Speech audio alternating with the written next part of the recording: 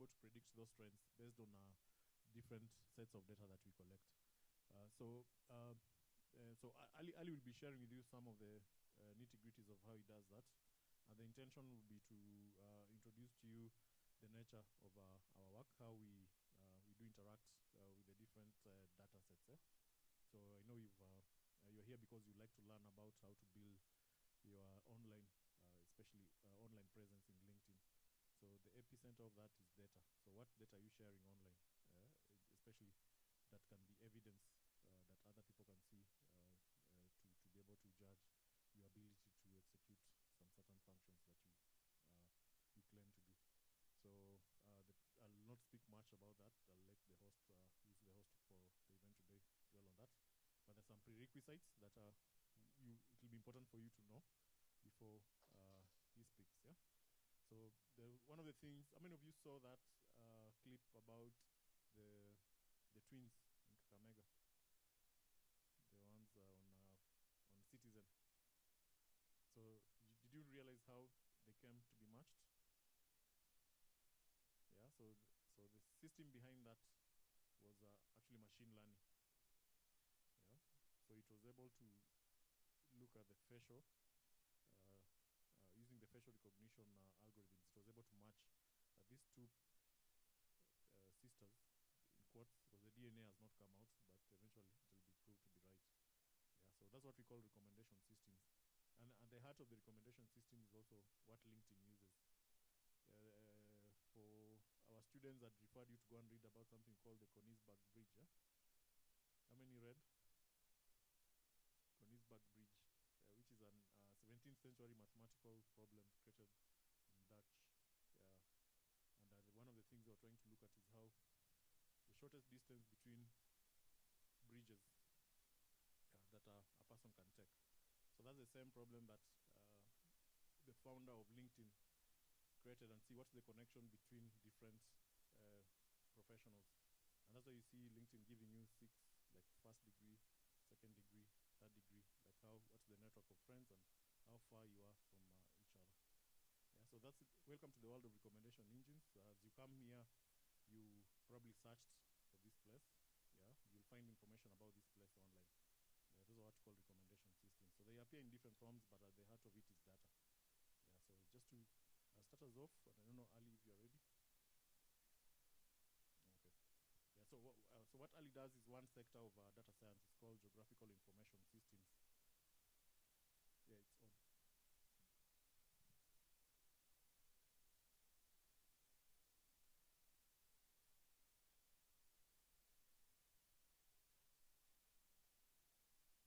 So there's a sub-branch of data science called geographical information systems. So which again has got the data at the heart of it, and the data that's there is the location data.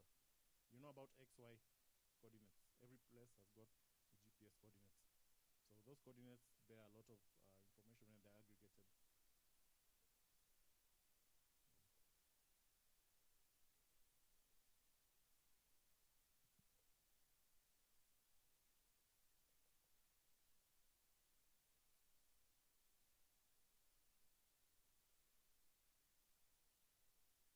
So this year we're going to have the national census, yeah? So there are opportunities which are going to arise from that. So either if you are in consulting or if you are a vendor. Thanks, Martin. Managed to hack. In your past life, you are an engineer. Okay. All right. Yeah.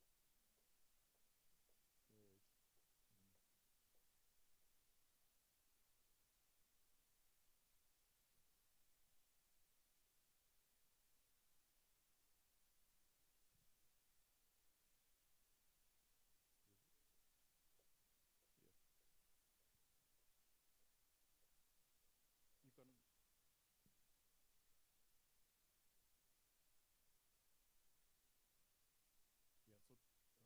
So, Tony, you can dim the lights. You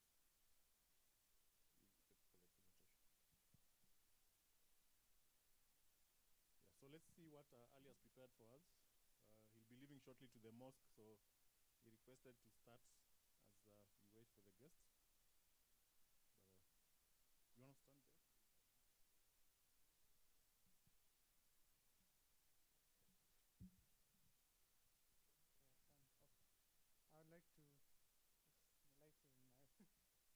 introduce myself. Basically, my name is Ali. I do stuff to do with geospatial consulting, geo-mapping, so anything to do with location-based intelligence systems. For example, where are things located, X, Y, locations, where can we put up new stores, new facilities, like how can we use demographics in order to better implement policies. For example, if there's an area that deals with healthcare and they want to look at advancing healthcare, say in northern Kenya, so they would have to have different kinds of metrics such as demographics, poverty rates, in order to maybe structure out different kinds of data information.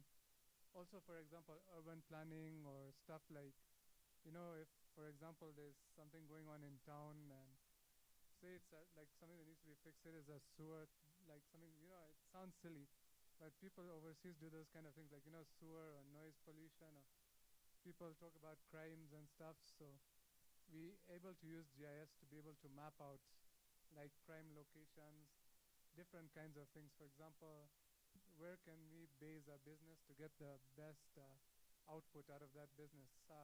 How far can we, for example, a drive time zone, like an area, how many clients are within, say, 5-10 minutes drive time around a certain area. So all those incorporate location intelligence, and I'll give you a demo of some of the stuff we have done. For example, we've done some stuff to do with banks with Timothy and different kinds of things I'll walk you through step by step, just to give you guys an idea of how you can really utilize geo-mapping as also not only a tool, but as something that's, social when it comes to planning, implementation, something like human rights, public engagement, all these kinds of applications can be utilized together in order to create a system that's viable and has like a lot of integrity, in the sense that, people from all over can, contribute to a platform, make a difference in society, move forward. So all these kind of things come down to data and analytics, locations, and also people working together in order to better, for example, work towards a cause, or if they want to expand their businesses, or if they want to look into new markets.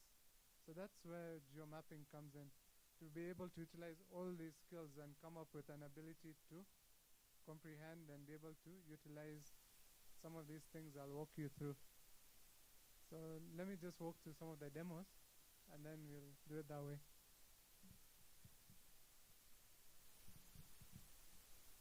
So over here you can see, let me just talk to this.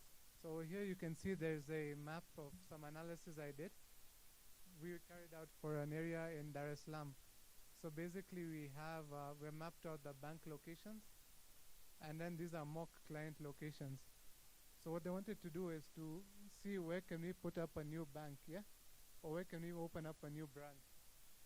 So what we did is we did the calculation. So first we calculated all the points of interest in that area. Just give it a second. So these are all the points of interest. You can see over here we have, let it just load. So we have stuff like forex bureaus, banks, competitive banks, because this was a project for CRDB Bank. So we wanted to map out the other banks, the other ATMs, the other forex bureaus.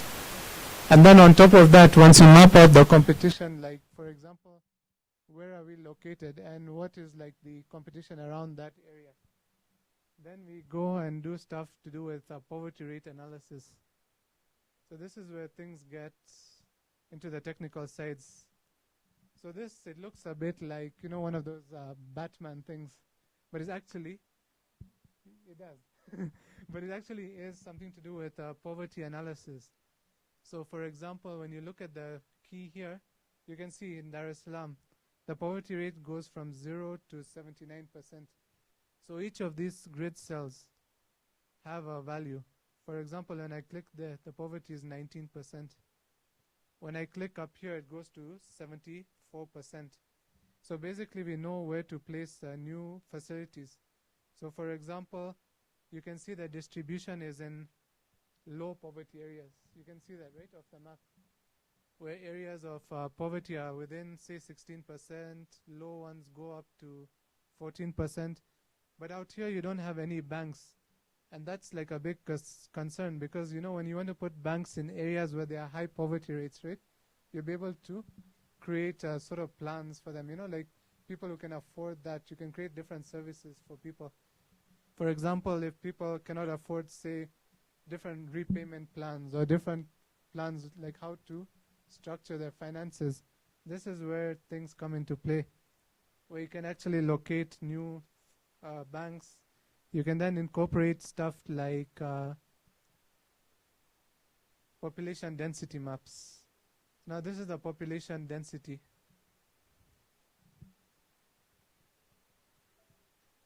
So now you can see the population density is highly concentrated. Sorry, am I blocking your way? Can you see? I thought I was blocking your way. Sorry. So basically now you can see the population density in these areas, yeah, are pretty high around the banks. And that's good when it comes to structuring, like where to put up new banks, how many people within a per square kilometer. You can be able to calculate all those and come up and see that these two banks over here are not being utilized, you see. So they have like a low population in that area. Although when you look over here, you can see that the poverty rates are not that high. So geo-mapping enables you to add stuff like population density, poverty rates, all these kind of calculations, and be able to create these kind of models where you can actually predict how many people would come to a certain area and where they can do business. So this is a really, really powerful tool. You can also, for example, filter. So let's say, for example, let me just sit. I think sit there.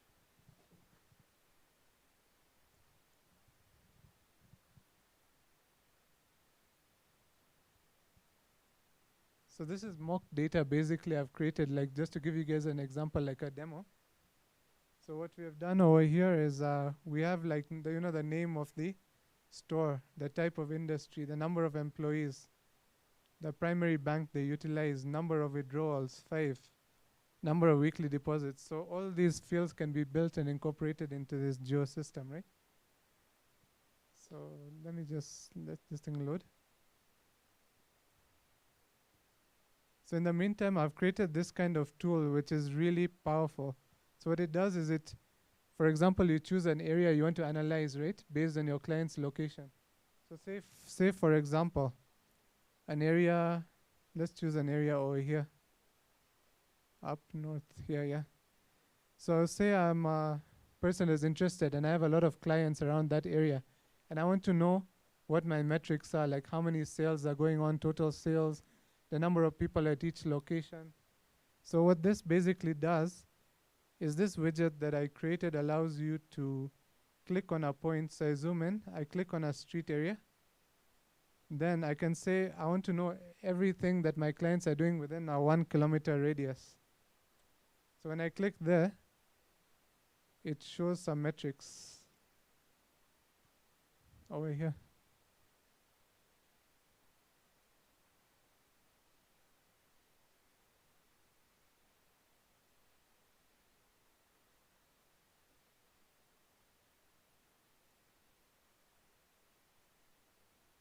It's taking some time to load.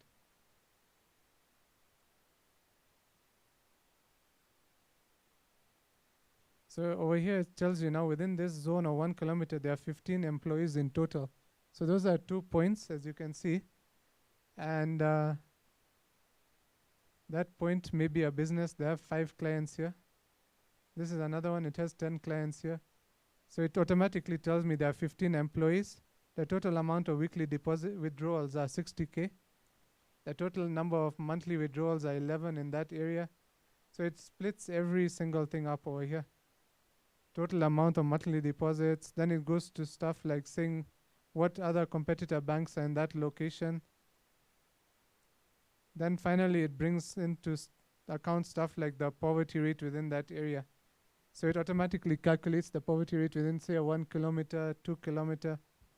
So basically what this application does is it extracts all the values within a certain parameter. So for example, we said there were 10 people. If I put in 1.5 kilometers, Now we can see there's around, there should be more than that, 20, you see, and it's gone up to 145,000. So that's one of those applications where you can actually get an idea of the bat, like whatever is going on within a certain area. And then there's also the other application while this loads. It's called a closest facility application. So this kind of application can be used by, say, police departments or different kinds of facilities that are looking to see like what is around a certain area, yeah? So for example, say there's an emergency. I'm just giving an example. Somewhere over here. I'll click on the map there. Then I could set and say, okay, we want to travel maybe a kilometer away or so. So where are the pharmacies located in that area? Where are the banks located? What is the closest bank? Then I go down and I say then bus stops in that area. Then I can say embassies within a certain area. So I can go and check the embassies within that area. So it gives you a whole breakdown of where is the closest facility, where can I route something. If there's an issue or a problem, I don't need to go and check, okay, now where is this, where is that? You know, I can just click on the map.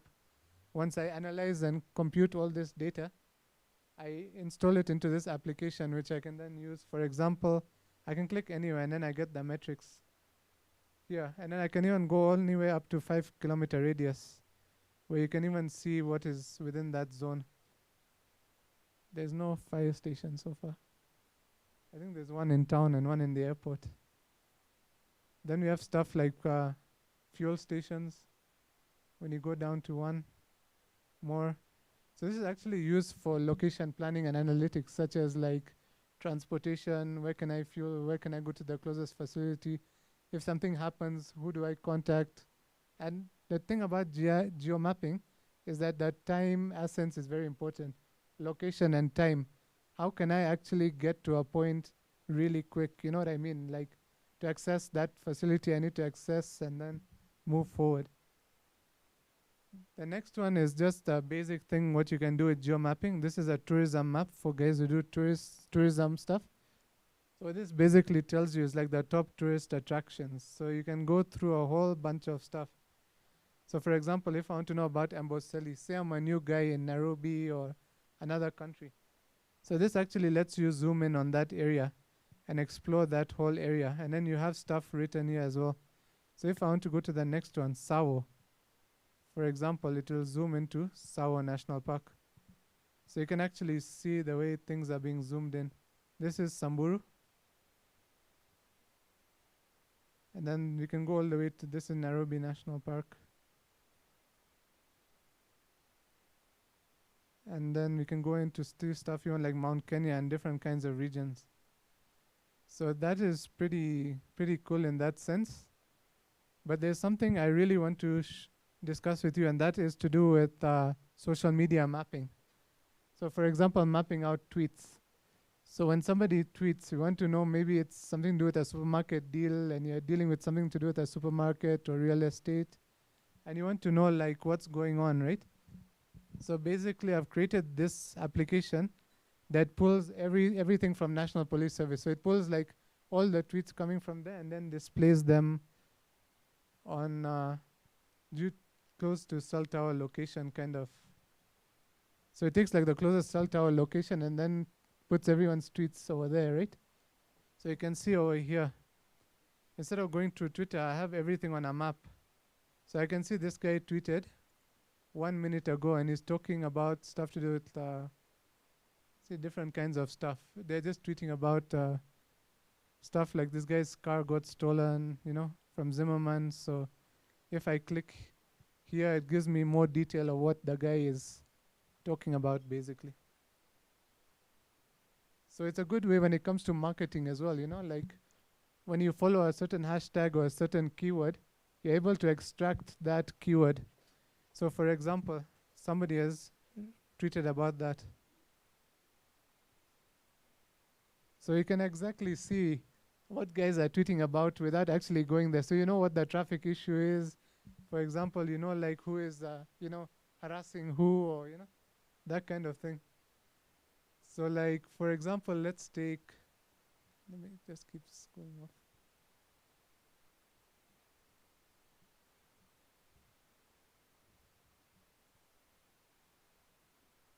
So that's a really neat application, especially when it comes to stuff like real estate and knowing what's going on. Somebody else tweeted over here. They said crooks are at it again in Gilgil.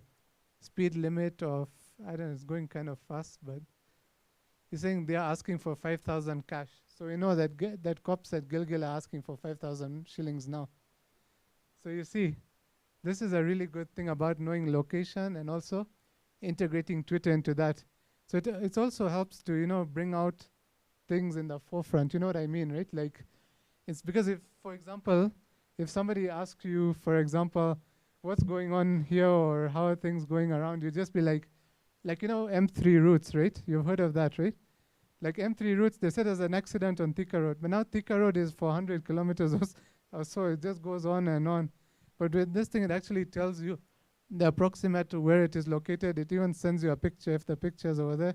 So you basically know which intersection it is. You see, like, approximately which intersection. Like, let's see. There's a whole bunch of people that have tweeted. If you go down, you can see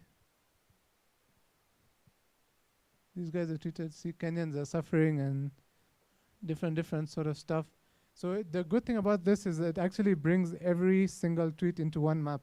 So you don't need to weed through and, you know, say, okay, now we have to search this guy and that guy. It takes too long. So that's like the power of the location intelligence and all that, to be able to get all the kinds of information really quick. Like here, M3 routes. Somebody has posted something from there.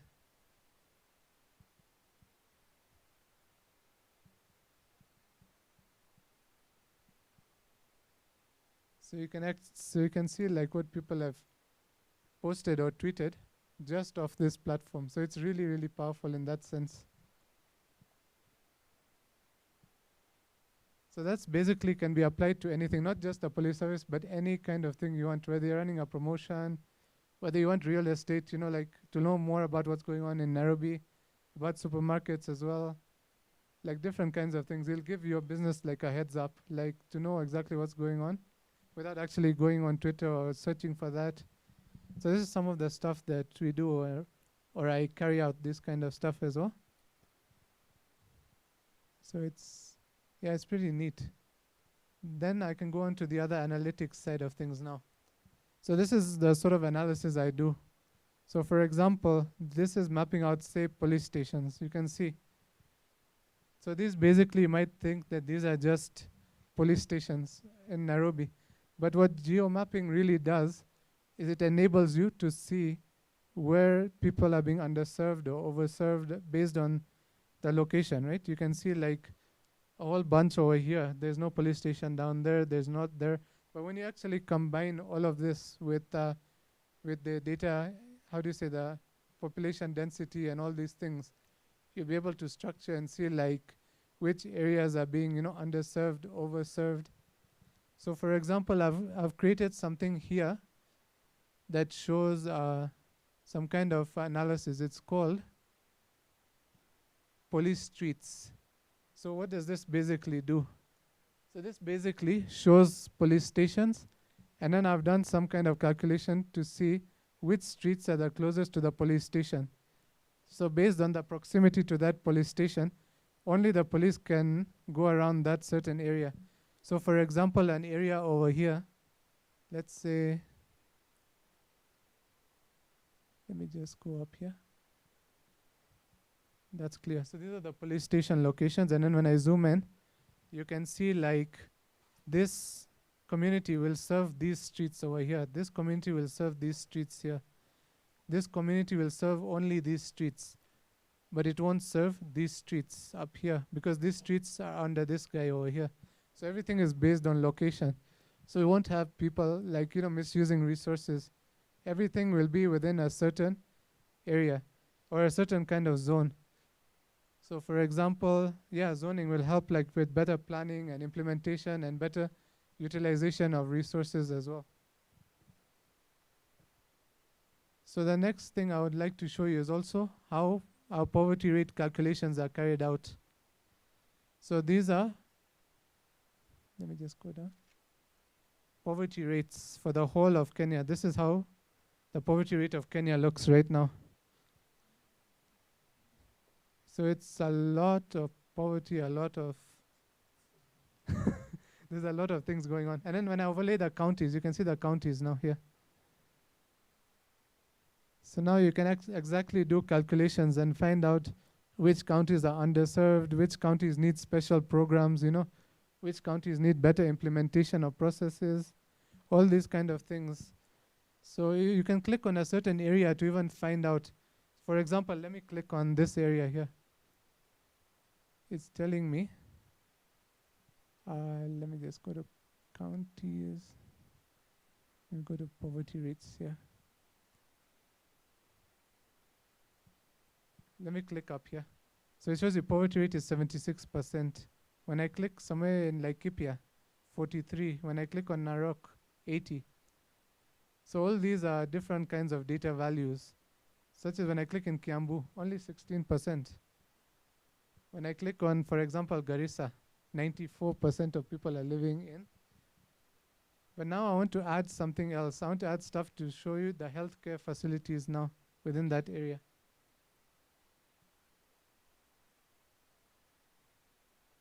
So this is the amount of healthcare facilities. It's like covering basically the whole map. So you can exactly see in which villages, in every single village, more or less, there's a healthcare center. But now, for example, let's say I want to add stuff like roads. Let's go to, it's under infrastructure and then roads. So these are the roads. So now you can see the proximity of roads to those areas. So you can see areas where there's a lot of poverty, or there's hardly any. Let me make this red.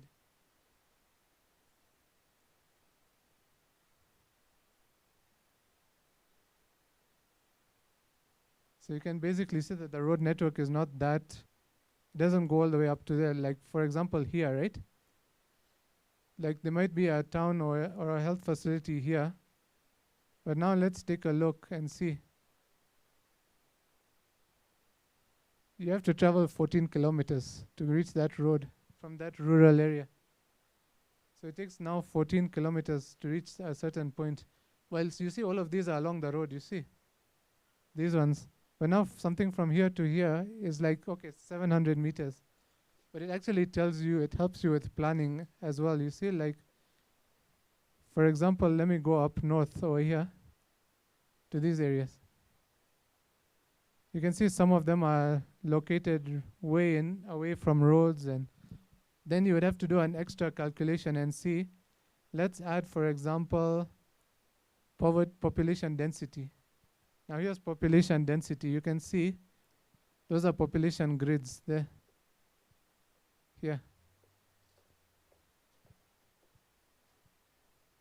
So this is the population density of these areas, and you can see the major towns. These are major towns, so you can exactly see like where the population is located in those towns.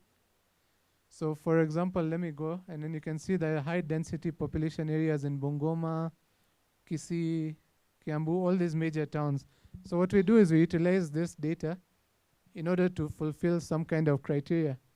So for example, we want to find population density that is, say, 50,000 people per square kilometer with a poverty rate of 70 to 75%. That way you'll only show areas in Kenya that fulfill that requirement. So for example, let's say over here we have the poverty rates, and then that was the demographics. So it actually is used to even do predictions. For example, the probability of expansion over here. Which areas are going to expand in the next 10 years by 2030? So you have a map, so you know which zones are going to expand by then. Which areas are not going to expand, you see? So we have like a whole bunch of calculations we can do. And then the next thing we can also calculate is crime. So for example, mapping out crime rates. Say we want to map out, for example, these are the ones that have been reported, for example, but I want to map out, say, for example, let's say stealing, let's say robbery, criminal offense, penal codes. So let's say vehicle thefts. I can go to category.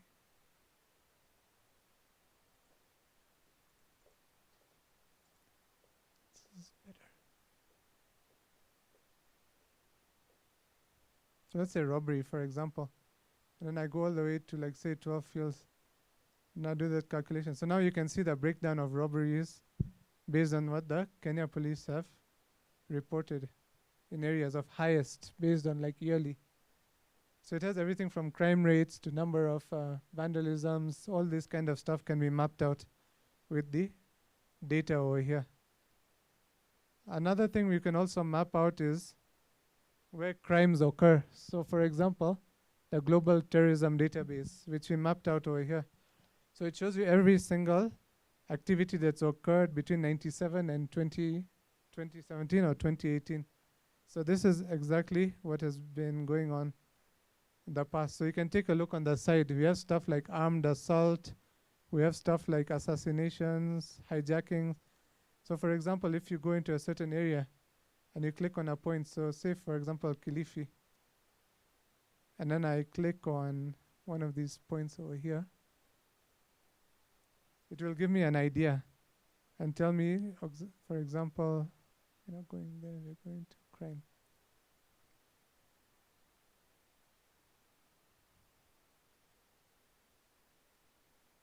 So it's telling me that the type of activity that's occurring over there. So for example, let me go to, it's a global terrorism. So now I go to here and I click on it. For example, I click on the value. It will tell me that this is what happened. This is a location was Bama. It was a sort of a non-violent activity, but it was inflicted, and it was in 2012. When I click here, it's called battle. There was some kind of fight in Samburu, Kwale area. When I click on these ones, they have different things. See, riots and protests, Taita Taveta, location Voi. And then it tells you the number of casualties as well. So you can actually zoom in on this, and this is what really makes it really, really, really powerful, the tool, to be able to do these kind of things. So example, hostage taking. So over here, Malindi, 2016, that was the location of something that happened, like a kidnapping or something. So these are all logged in information you can use when you're using stuff to do with planning. I can, for example, add poverty rates on top and see is there a correlation between of what's going on between poverty rates and say these kind of incidents like in Tana River area, Lamu area. So it actually exactly gives you an idea of what's going on, and in a more geographical sort of context, you see what I mean, right? So you're using many, many layers to come up with that. And then one more last thing I want to show you before I kind of wrap up is the thing about mapping out. For example, this is mobile money agents locations over here. So let me just zoom to it. I'll just go to zoom to layer. That was for the whole community. So let me just zoom into Kenya, for example, Nairobi. So this is mobile money locations over here. So we can zoom into Nairobi. But now we can do something really good and no calculations. For example, we have Nairobi roads here, yeah? And say we want to do that calculations to find out, for example, a certain attribute. So let's say we click over here. Yeah, we go to the properties and then we just select, we want to know which areas have experienced, for example, fraud, yeah? In those areas. So what we can do is we come here, we go down to, these are all the data that's been collected. We can go to type of fraud. Then it will load all of these features into there.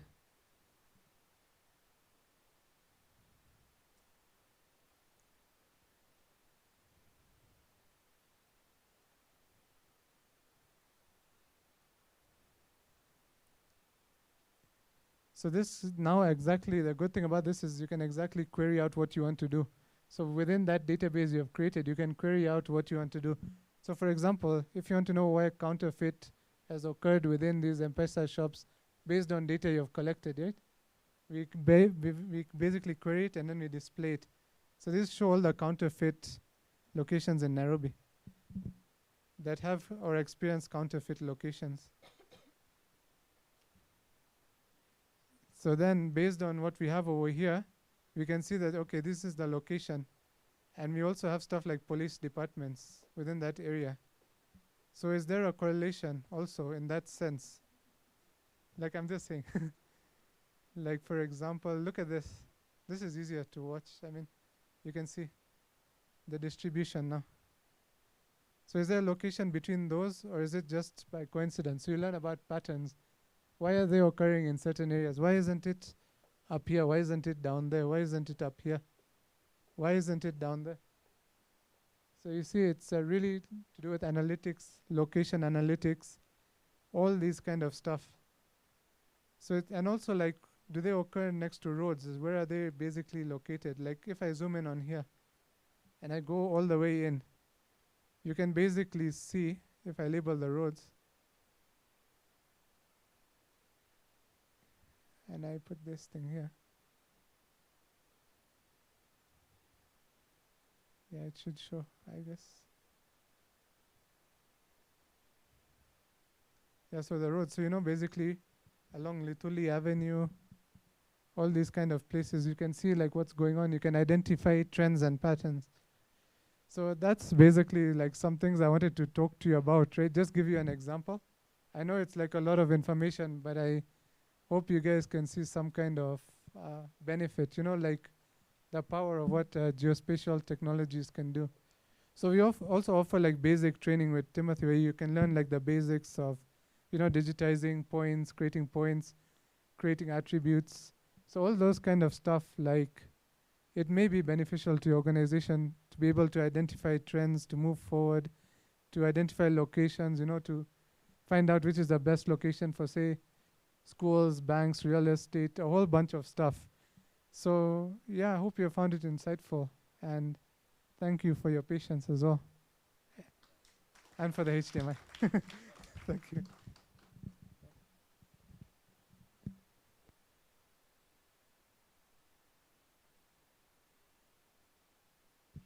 All right, so thank you, Ali, and I hope you've been able to pick one or two things, some answers to why you see things happening the way they do. Our guest is here with us. Of course, Ali is still available. You can ask him a few questions. He's one of our trainers for the GIS module. So our guest has walked in, and before I introduce him, I wanted to go to the next agenda, which was introductions, yeah? So the introductions, as I'd requested, I'll wish to have each of you introduce themselves, and at least for the sake of our host to be able to know which background you're coming from. So as is speaking to you about the ways you can leverage LinkedIn platform to build your profile and your careers, you can be giving context to your backgrounds. So that's the beauty of coming to an event live, huh? Yeah. But no those ones who are watching it on live stream. So I think the one who's sitting next to me is the one with the first opportunity. So, hi, my name is Diana Waidanji. I'm a cybersecurity professional, and I run an initiative for women and girls in grassroots communities where we teach them on technology, and I'm also into climate tech. Thank you. Good evening. My name is Victoria Andeo. I just cleared school last year. I studied actuarial science. I'm interested in learning more about artificial intelligence and machine learning.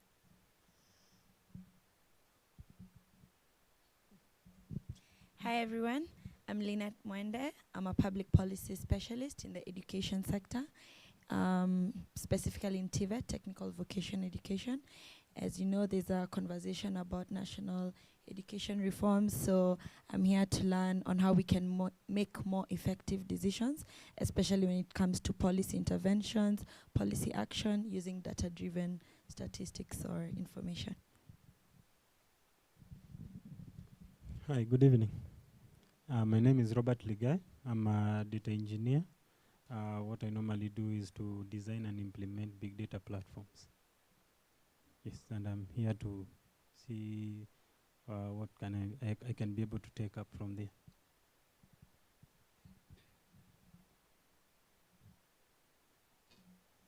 Hi, my name is Namu, and I'm in learning and development.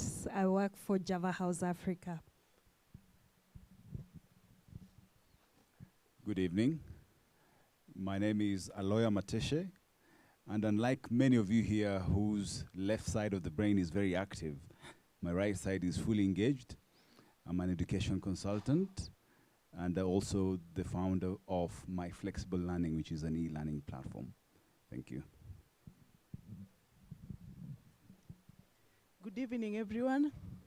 Isabella Onyango is my name. I'm head of marketing and communication at Nairobi Center for International Arbitration. I'm always interested in upgrading my skills. It shapes what direction we take as a economy or businesses. And then lastly is the consumer.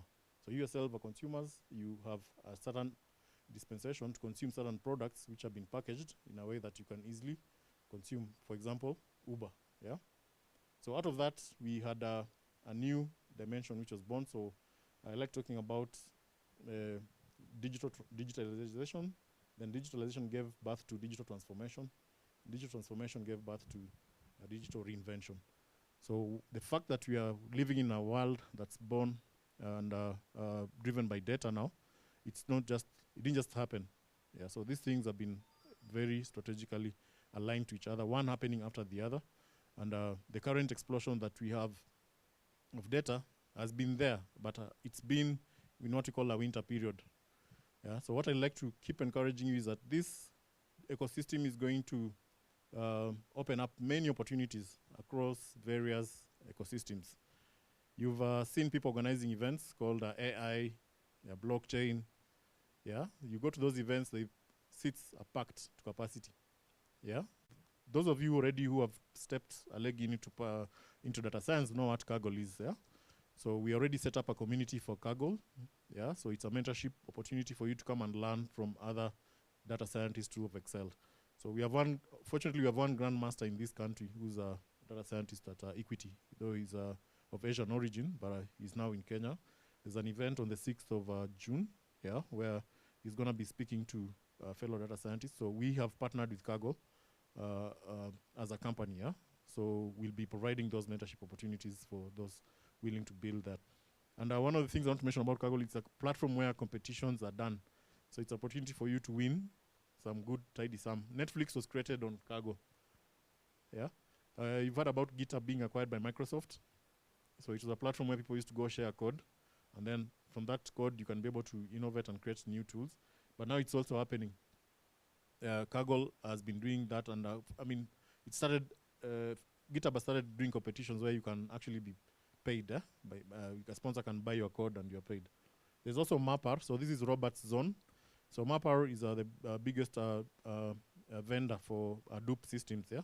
So what we teach in our class, the exam certification comes from Mapper. So which means if you remember the days of MCSE, MCSD, you'll get a certification, yeah, that's globally recognized. And any company that has that solution, then you actually go and fit in squarely. Yeah, and then we have Dataiku. So Dataiku as a company provides end user integrations of data. Yeah, so we build from open source. Yeah, what we do is sometimes you find an organization does not have the capabilities or the patience to wait and learn those systems. So they want an immediate plug-in and start using it. So Dataiku provides that. And also there's a license that they give you and also a certification when you do their courses. So we partnered with them to do that. But more largely, importance of today is LinkedIn. So what we've done with LinkedIn is two things. So because we leverage the power of LinkedIn, first as an organization. Yeah. So personally, my LinkedIn, I've got 30,000 followers, 30,500 followers. most of you, actually, let me say all of you, I met you on LinkedIn. If you're able to look at my LinkedIn platform, I share a lot of insights, share knowledge. So it's a platform that I owe to the growth of my data science career journey.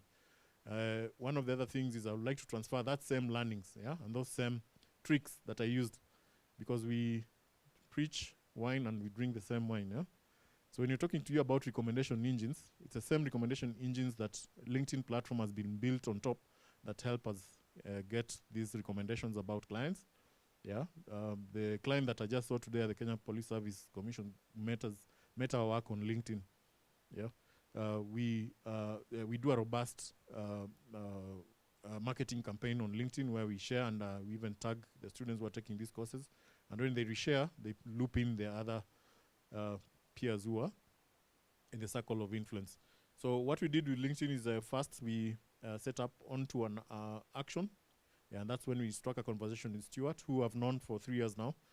So he'll be introducing himself. But we struck a chord and we realized that there's need to build a synergy so that we can scale this journey together, extending those opportunities, because he's actually lived here in Kenya, but then he actually has noticed the appetite that we have to learn new tools and new skills. So he wanted to come and give us some tricks that we can use to leverage on that. And now beyond even those skills that he's going to share today, they've also extended to us a partnership where they have a LinkedIn learning platform, which will give you a certification, because after we work with you on that journey for the 4 months of the courses that you'll do with us, we'll also enroll you for a LinkedIn certification that's globally recognized.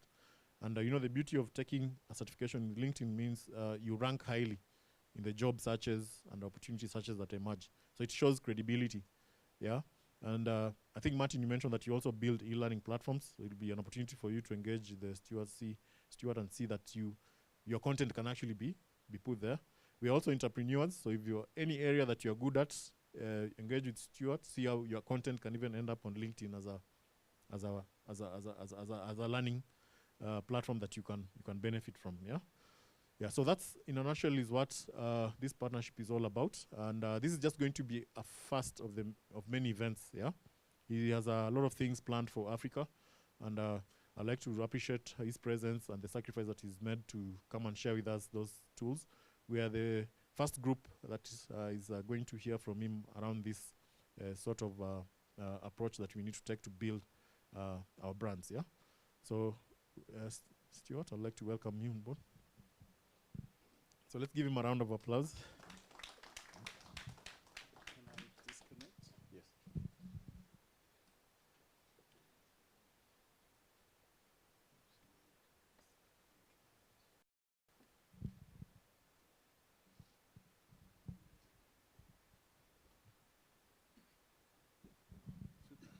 Good evening. How are you doing? It's been a long day. How much time are you going to give me? How much of your attention will you give me so that I can try and help you and your career, and then also show you how this data is being used? How much time will you give me? Yeah? I need 30 minutes of your attention. You are going to get notes, so I'm not going to cover everything that you will see because you're going to get it afterwards. What I would like is your attention so that we can have an interactive discussion. Is it possible to switch off this light so we can get started? So who recognizes the man on the screen? Hand up. Anybody recognize this guy? Yeah. You were first. Who is it? Sorry? Okay. It's an interactive session. Like I told you, I reward those who participate. So those of you who are not participating, you will miss out. This is Jay-Z.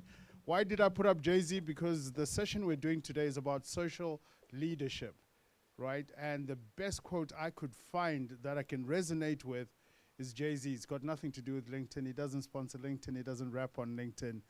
But there was a time and a place recently when Jay-Z was asked a question which I think talks about social leadership. They noticed that Jay-Z had changed the way he dresses.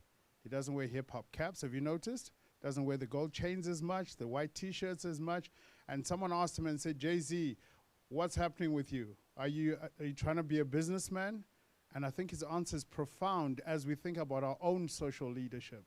Jay-Z's answer was, I'm not trying to be a businessman. I am the business man. So we need to treat each other or treat ourselves as a brand. The same way your organization that you represent looks after the way the brand is seen, how the brand continues to grow, how the brand continues to be educated, how the brand uses data to get further and to compete. That's how you need to treat yourselves. Now, hands up anybody here who hasn't got a LinkedIn profile, member profile. It's okay, you're amongst friends. We'll only kick you out with a push and a shove. Okay, so the session today really is about building your profile. It's called Rock Your Profile because each one of us has a profile that we have that we can build better. What I want to share with you is best practices. There is no such thing as a 100% perfect profile. So if you've been holding back in terms of updating your profile because you think it's not, you don't have enough data or you don't have the right words, there's no such thing. All you're doing is actually missing out on some opportunity. Business, definitely. Most people actually go onto LinkedIn to look up other people's profiles. So to find either people that I'm going to partner with, people who are going to mentor me, people who inspire me, people who might employ me, or even just to check out people that I used to work with, people I went to school with, what's going on within. You join the groups, you get into the groups, you use the groups as a sounding board to test. So that means if you're to invest in yourself, if you're to invest in growing the awareness of you, which I think you call bragging, the awareness of you as a professional for the rest of the world to know, you're better off doing it on LinkedIn than any other platform. So how big is LinkedIn and what's the economic opportunity? So far, we have well over 610 million members. Now that's quite daunting when you think about it because how are you going to get economic opportunities when there are so many people on the platform? But that data spreads out even further when we start looking at what kind of skills you have, where you acquired those skills from, where you got the experience from in terms of where you worked, and of course, looking at how much, your reach within that space. So, pop quiz question, so I can make sure everyone is still with me. How many, and it's best you lift up your hands, how many new members join LinkedIn every single second? I've got a gift. How many new members join LinkedIn every single second? If there's 610 million, it's gone up by now. How many every second? Who wants to win something? Come on, guys. 1,000 every second, too high. Who wants to have another go? 500, too high. Every second. I wish it was 500. Yeah? Sorry? 5. Okay, so you're the closest. I am going to give you a gift, but I'll give you when we finish. It's 2 new members every second. Yeah? So which means even more importantly that you and your story and the things that you stand for and the skills that you have are clearly highlighted on the platform so that you can access those economic opportunities. So across Africa, it's well over 25 million profiles that have been built on it. But what I want to focus on now is how do you build up your story? As I said, there's no such thing as a perfect profile, okay? It is a dynamic environment that is going to continue to change as you go through your career. Your aspirations are going to change. Your ambitions are going to change. The things that you'd like to do are going to change. That's only natural. So it should be a living document. It is not a cut and paste of your resume. It's not a cut and paste of the mission statement or the vision statement from your company. It is your digital billboard for you to be found. Now, I'll share a personal story here. I am on to my 3rd job with a multinational without applying, but purely because they found me on LinkedIn. I moved from Microsoft to Oracle because of what they saw on LinkedIn. I moved from Oracle to SAP because of what they saw, and eventually LinkedIn themselves came calling. So it does work. It's a powerful testimony. My family is currently right now in Dublin. We've moved, changed our entire lifestyle purely because of what I did on LinkedIn. It is powerful. Let's talk about the details of what you can do. So the first thing is putting your profile photo. It sounds obvious, it sounds like a silly thing, But that's the truth. You put a personal photograph on your LinkedIn profile, you'll get up to 21 times more views. Now, how do you take a perfect profile? LinkedIn does give you filters, but not the ones that put flowers on top of your head, okay? But a perfect profile photo would be possibly 60% of that photograph being your face. People don't really care about what you wear. In fact, if you show what you wear, sometimes the human mind has a tendency to judge, right? And sometimes maybe on that day, or you chose to use a photograph with no tie on it, but the industry you work in does wear business suits and ties. So people make perceptions that you're a relaxed person. So a judgment is being made about you. So I would say a pleasant smile, 60% of the photograph being my face, and being the fact that I know that most people are going to look me up on a mobile phone, the space that they have to see me is a small space. So putting in your desk, holding a microphone and everything else, maybe not. Keep it simple. Is that okay? And let's take photographs, because I don't know if you guys were told, tomorrow you're actually going to be older. I don't know if you guys got that email. Yeah? So take the photo today. Okay, up to 300,000 times a week, people will search for industry experts based on the industry that they work in. So it's important for you as an individual to clearly specify the industry that you're working in, because when the searches are being done, one of the biggest and most powerful places they use for searching is searching by your industry. Number 3 is probably the most important one, your summary. The summary is where you get to tell your story. And when I say it's your story, it should read as your story, not somebody else writing for you in third party. Stuart is a fantastic team collaborator. He's an inspirational manager. He does amazing work. That's someone else writing about me. It's my story. I should personalize it. My best tip around how you write this is, of course, what is it that you do? Why do you do what you do? And why should it matter to your audience? Now, depending on which job you're in and which industry you're in, the industry and the impact that you're trying to achieve with your LinkedIn profile differs, right? That's why I said it's your personal story. So write about what you do, why you do what you do, and why it should matter to the people who are reading it. Keep it short, keep it simple. It's a story. Yeah? It's not a cut and paste of our resume. Are we happy with how we do that elevator pitch about ourselves? Try and test it. Ask people you work with. Ask your spouse. What are the things that I do, and how does it come out in terms of the impact that I have, in terms of how it's read? Keep it simple. Something you can tell your grandmother in terms of what you do from a job perspective and what impact you have on society, right? Any questions around that? I usually get 1 or 2 questions. Not in this classroom. Tim, what did you give these people? It's dinner time. Okay. Let's be. There's a question. Great. So basically, my question will be touching on the issue of the profile picture on LinkedIn. Until today, I used to be a firm believer that I need to look sharp, I need to go to a studio, I need to look professional. Are you saying that that is not necessary? I need to be me because I'm giving my story? I would say dress for the job that you want, or dress for the partnership you're looking for. If you're looking for partners, shareholders, etc., dress for that.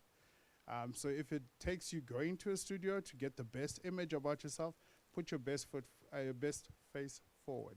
Yeah. Is that clear? Yeah? Yes. About your story, I'm a student, so I have not done a million things. I'm still in school, so my LinkedIn profile looks like more of a CV, because it's me in university and what I've gone for attachment to do. So how will you help with that? So for students, we actually have quite a lot of things that we can give you. There's templates available for students, but ultimately it's still the same thing. Tell your story. What career are you aspiring for? What impact do you want to have in this world? Because that often tells the recruiter, or that tells the future hiring manager what it is that you're keen on, right? So LinkedIn is not just to say it's for people who are professionally engaged. as you're starting out your career journey, you want to be clear about the things that inspire you. You want to be clear about the industry that you want to work in.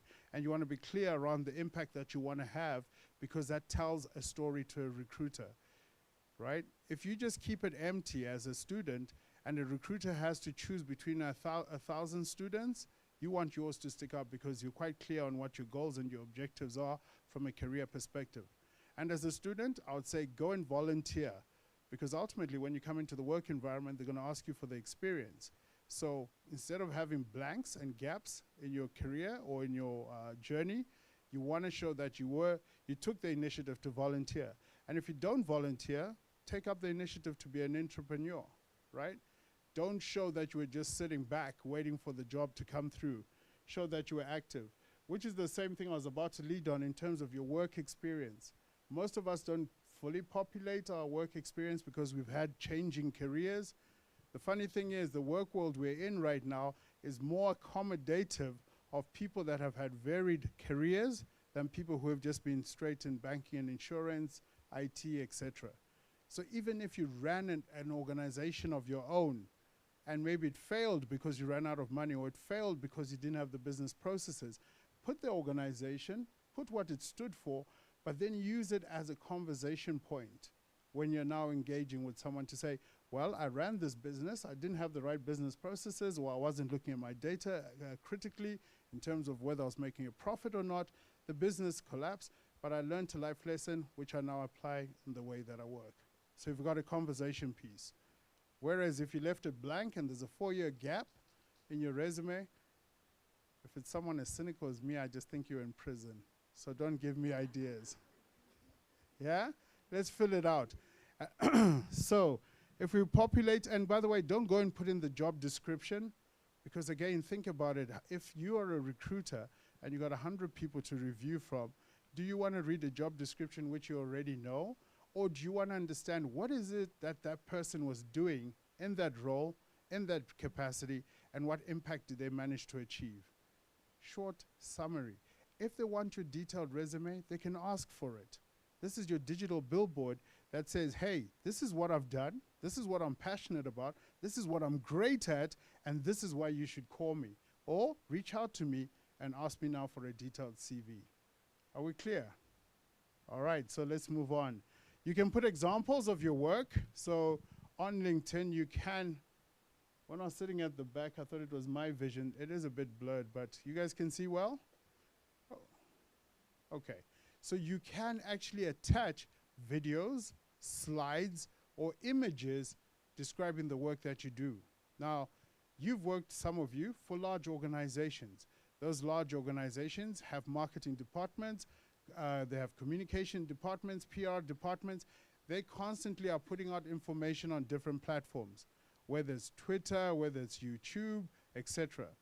Now, what you want to do is tell a visual story in terms of this is what I do in my job, but this is how it fits into the greater part of the organization. So if there's a video about the organization that you work about, which you can tell a story based on, then you can attach a link to it and say, right, you see this? We're opening up a new power plant. My contribution was that I helped recruit the people that actually set up that power plant. Do you see the difference? So instead of having a stale or dry profile, attach video images, attach presentations, attach photographs to it, which gives you an opportunity to tell the story. If you're an entrepreneur and you've got a video showing something about what you've done for your clients, imagine how powerful this is, because this means you're carrying your business wherever you go. Whenever you meet someone socially and they say, what does your company do? I've got a PowerPoint already on my phone. And I don't even pull out my phone. I ask you for your phone. Can I see your phone? Are you on LinkedIn? Okay, great. First of all, let's connect. Now let's search for me. There you are. This is what I do. Right? Now, you've had a connection that's more powerful than giving someone a business card, because they've seen visually what you do. On Monday or Tuesday, the following day, they can always refer back to it, because now you have a connection on LinkedIn. Do you see how it helps from an economic opportunities perspective? Any questions so far? We together? Are we inspired? We have a question here at the back. You're loud enough. Okay. Yes.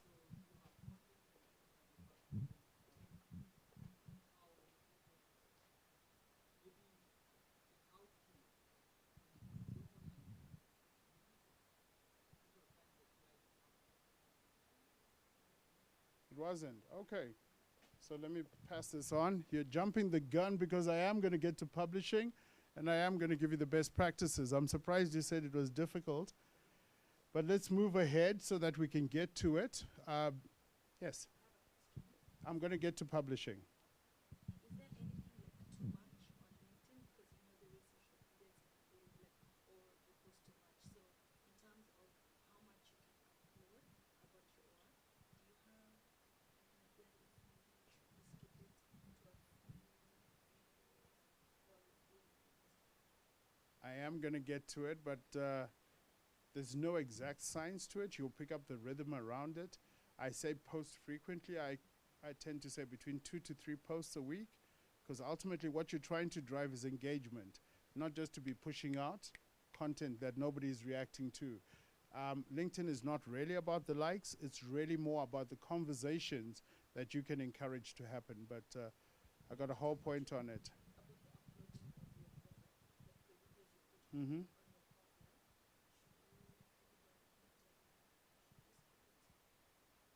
I would say you're 3 of your best. Yeah, that's personal. 3 of your best, so that, of course, people can focus. When it becomes too many, of course, they might lose focus. So your volunteer experience, a lot of us don't put volunteer experiences around our LinkedIn profiles, but it's actually one of the most powerful ways to engage people.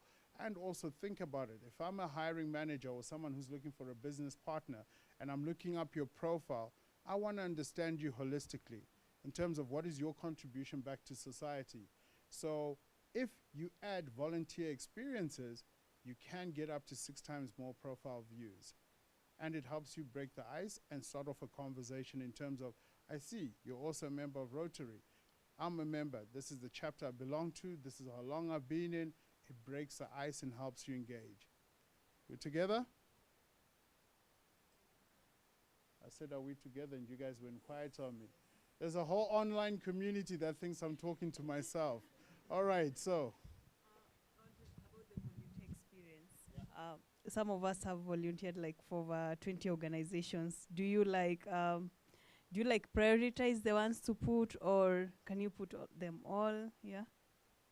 Again, kind of like how many would I put? I would put the ones that are relevant to the industries and the ones which had the most impact, and the ones which are probably most current.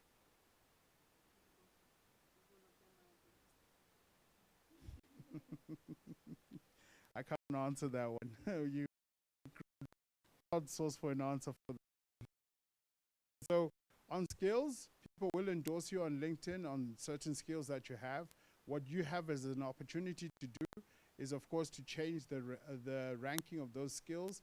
So in this particular case, I think you can see Microsoft Office, financial analysis and management.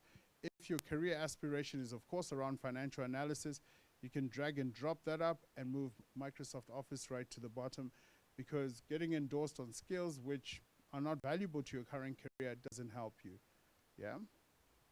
And if you do, if you have up to more than 5 skills populated on your LinkedIn profile, you will get up to 17 times more profile views.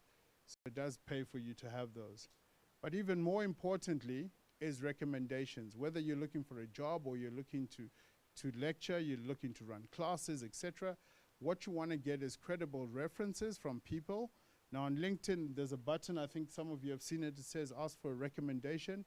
My best practice says don't just click the button, pick up the phone, call someone, put some context to it. Hi, this is where I am in my career path. I just wanted to remind you, there was a time we did a project together. You said I did a great job. Do you mind just writing 3 lines about how I brought the project in on budget, or how my financial analysis helped this or that, so that it is specific. People can recommend you based on they worked for you, you worked for them, you mentored them, they coached you. There are various types of relationships which would then give context to it. When you ask for recommendations, my best practice again is don't then go and give a recommendation in return, because it kind of loses credibility, right? If I've taken the onus to ask you for that recommendation, it's because I need it. It's not something I'm going to trade by then saying, okay, now I'll recommend you in return. So I'm quite honest with people when I reach out for a recommendation, say, look, I want some credibility around it, so please recommend me for this. and I'm not going to recommend you in return. Fair enough? Jog people's memories. There's so many things you've done in your career that people have commended you for. Why don't you let them show on LinkedIn? In fact, these days when someone says to me, thanks, Stuart, that was a great job, I tell them, don't tell me. Tell people on LinkedIn, yeah? No, I'm kidding. Other things that you can add, your location details, so that we get that geospatial maps that we were seeing a little bit earlier on. You can put in your education, which is the top line of what you learned, but not your whole thesis and not the modules that you did. That they can ask for and that they can get in your resume. And then you asked about how do we publish on LinkedIn, so I'm actually going to get into that. Publishing on LinkedIn helps you build your thought leadership. It helps you get a voice in terms of the industry that you operate in. And it's probably one of the most powerful ways for you to communicate, to engage, and to also grow out your personal profile. There are two ways that you can do it. One of them is updates. Everybody familiar with updates? Those are the things we see in our timeline. Did you know you could improve on those? I'll show you how you do that. The second one we'll talk about is fully on publishing. So here's the thing with the two of them. So on updates, you have the opportunity to post what's happening now. Most times that's what you use it for. So like right now, if there's anything you're learning from this session, you would either take a photograph and you'd post it out and say happening right now. You might attach a hashtag to it so it makes it easier for people to search. You might attach an image to it, but updates is where we post. Now, updates will continue to show on your timeline as long as people are engaging with it. They will disappear after a while when people move on to different subjects. Whereas publishing stays with your profile. When people look up your profile, they will see the published articles that you've actually written. Let's see how we do these and what's the best practice. So you start off, in terms of updates, we start on our LinkedIn homepage, and you have an opportunity to first attach a photo or to attach it after you finished writing it. The best practices for sharing updates, first one I say is use your authentic voice. Be you. Don't cut and paste as much. And if you should cut and paste, give credit and reference to the person where you're reading it from. So if I find something profound that Richard Branson has said, I will use the quote and I will still say at Richard Branson, because then it connects up to that person's network. You had a question?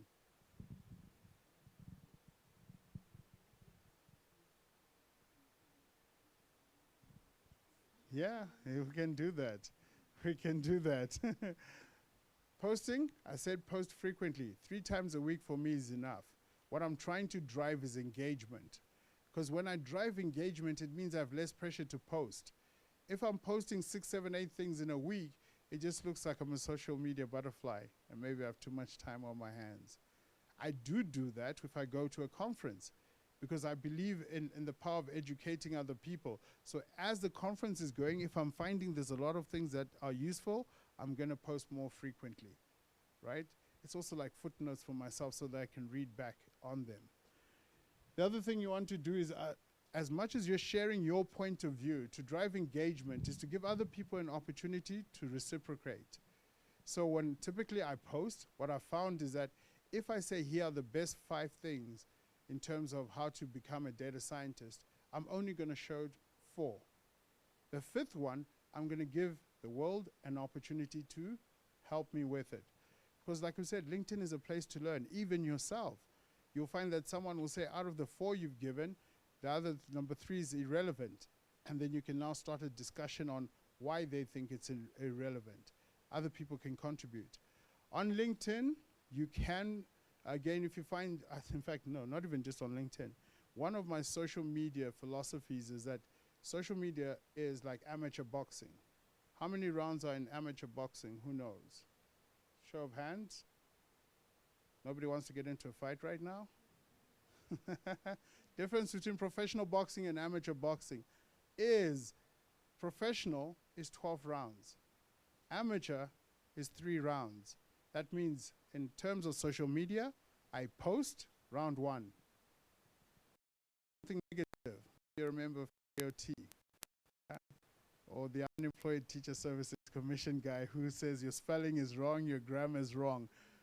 That's round 2, right? Round 3, I post back clarifying why I said what I said. And then that's it. It's over.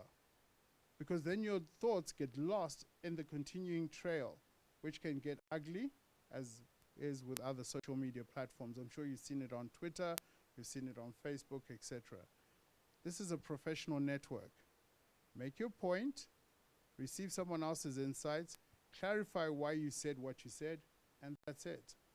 If it goes beyond that and it gets ugly, or you see this bullying, you can always delete the person. You can always delete the comment, you can block the person, you can even report it back to LinkedIn, right? So we're all about members and members first, so you will be protected from that perspective. Include rich media. The average person, how many miles of content do you believe the average person goes through in one day? And I am giving it a reward, so show of hands. How much content do we scroll through in miles on average a day? They didn't know there was going to be an exam? You didn't mention this? Does anyone want to take a stab before I give away the answer? Sorry? 10 miles, too many. Wow. That would mean the whole day you're like this, right? It's 1 mile. So what we want to do is stop people as they're scrolling through. You want your content to be the thumb stopper. Yeah? And what is a thumb stopper for the people and the age that we live in? It's supported not only by the content and the context, but also by the images that go with it. People stop and look at images more than they will actually stop and read sentences. So try and associate an image with what you're posting and add context to it. And of course, quite powerfully, use hashtags, because that allows people to search at the end. Like you said, finding out things in your own industry, artificial intelligence, you search by that hashtag, you find a lot of data. Are we together? All right, super. So publishing, like you said you found it difficult. What was the challenge? Maybe I understood it. Uploading? Slides. No, when you publish, we don't want you to upload slides. That's Elevate. When you publish, we want you to write a long form article. We want you to attach images to it and to attach a URL, which would then take you to a longer article. So when we publish, it's writing something in long form. Typically, I would say, write about what it is you do, write about what makes you different, write about your industry, or write about something people always ask you.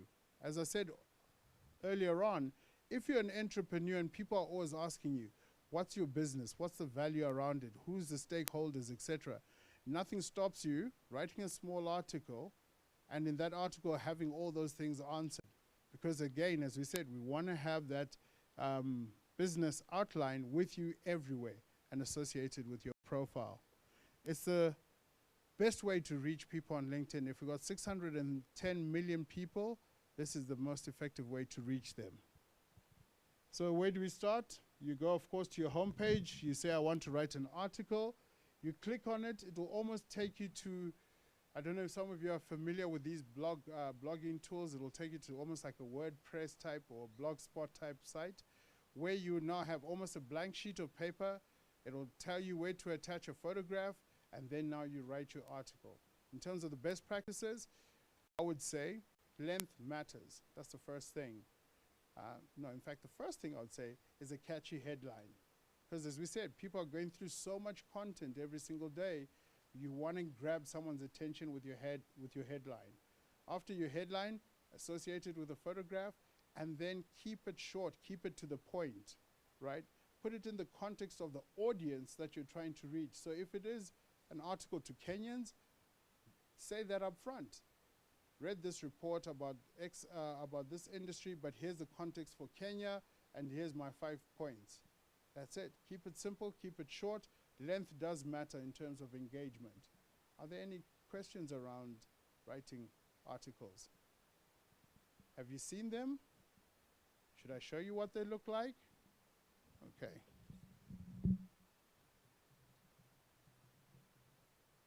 So, if I just go onto LinkedIn, I'm going to use my myself as an example here. What do you mean by think about your audience? So think about the audience in terms of who am I writing for? Am I writing for future clients? Am I writing for students? Am I writing for business executives? Matters. All right. The beauty about it is that you can track where your articles are being read. And this is one of the things I asked when I joined LinkedIn. Why me? I didn't apply. How did you guys find me, or why do you think I'm the right fit? They look at the things like analytics. You guys are in the analytics space. So your digital footprint can tell you, for example, the companies that are reading your article, the types of roles those people have, the countries and the locations those people sit in. And in my particular case, I had influence in markets outside of Kenya.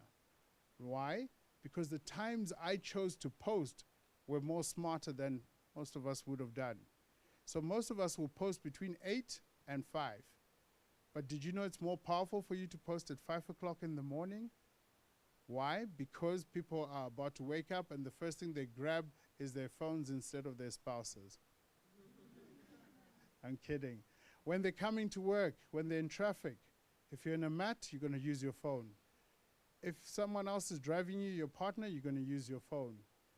If you choose to post again, let's say at 8 o'clock at night, especially on a night when there's Champions League football, it means you're speaking to predominantly a female audience. So make the subject around that.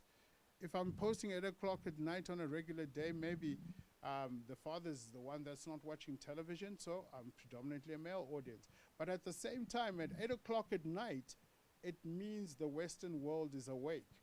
So that means my impact in those markets is being felt. People are engaging me in those conversations at that time. When it's mid-month, the best time to post, I think, 12:30 and 2 o'clock. Time for air pies. Yeah? So people at work, they got free Wi-Fi, they're going to read.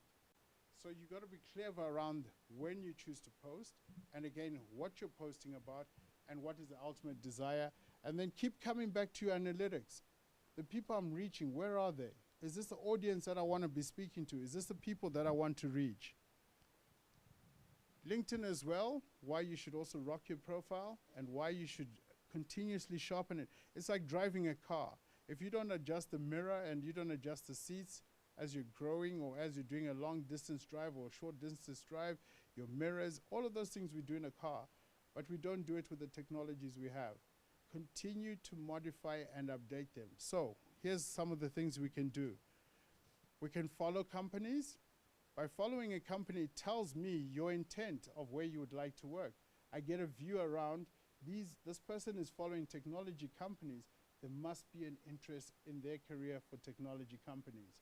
As well as when you follow those companies, you start receiving news that's coming in from those companies. So at the beginning of your LinkedIn journey, sometimes we add a lot of companies, refine it. Your focus has changed. The industries you're working in, the industries you want to work for, or the industries you want to partner with are going to change. So adjust that. Second thing you want to do is follow influencers. How many influencers do you think we have in Kenya? First person to put up an answer, I give you something. Come on. Should I be asking the guys online? Because you guys are not answering. How many LinkedIn influencers do we have in Kenya? Nobody knows? One. Bob Collymore. Yeah?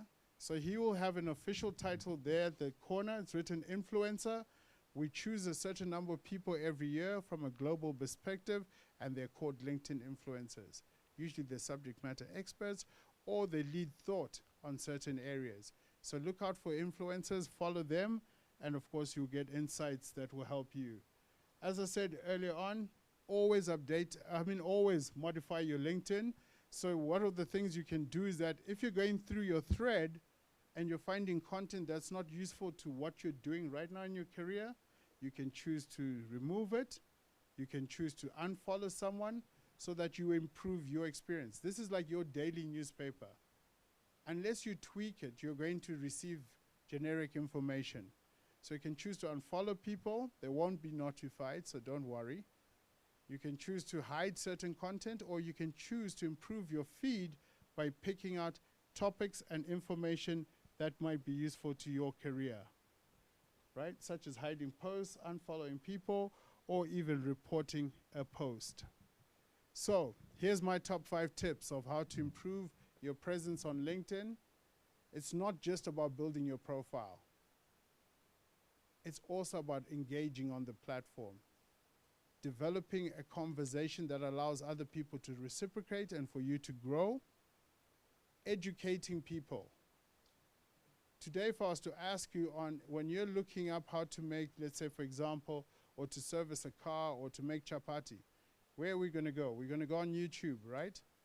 On YouTube, if we watch 10 videos, how many of those are being done by people of color, people from Africa?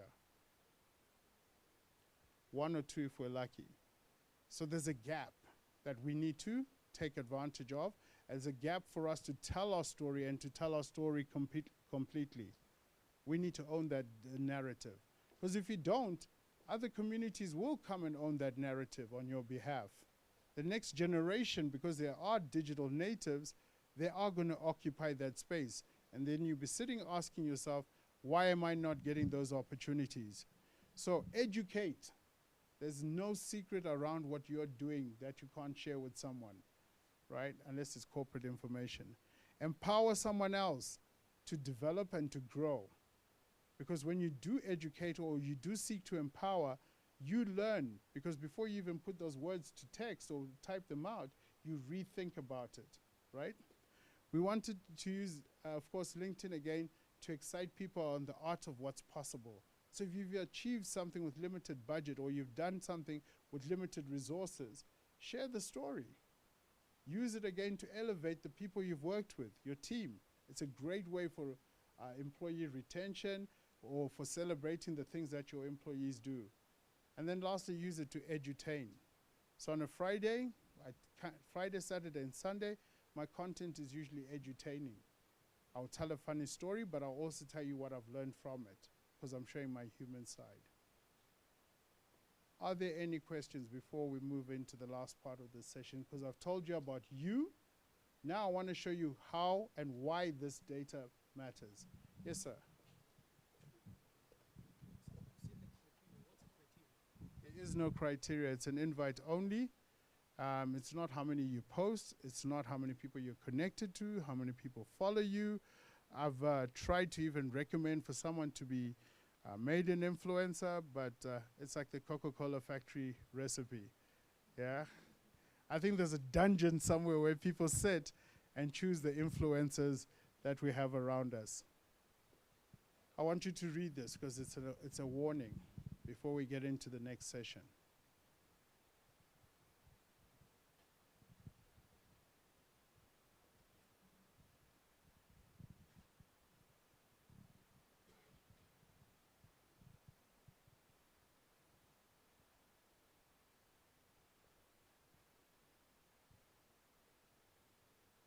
How are we doing at the back there? Do you want someone to read it out loud? Yeah. You take the blue pill, the story ends. You wake up in your bed and believe whatever you want to believe. You take the red pill, you stay in Wonderland, and I show you how deep the rabbit hole goes. Remember, all I'm offering you is the truth, nothing more. Anybody here for the blue pill? Because this will be the time to leave. Because what I'm about to show you is going to change your lives. Because you will now be in the know. So, I ask again, if there's anyone who'd like to leave, this is the time. In fact, let me show them how serious I am. Please hold this. Because now we're getting into the business. Nobody's leaving? Okay. Leaving alive? Sorry? All right, so what am I about to show you? I'm going to show you how this data is used and how powerful it is when you use this data to now generate insights, to now generate business decision-making information or supporting information that will help you make the business decisions you need to make. So I've shown you from an individual perspective. Now I want to show you from an organizational perspective because from an organizational perspective, there are questions that you are asked every single day, whether you be in the role of HR or in the role of capacity planning, strategy execution, sales, business development, whatever role you're in. These are some of the typical questions that are asked which you don't have answers for. Like, where are our competitors hiring from? What skills are they developing? Which is the fastest growing skill set that we should have as an organization?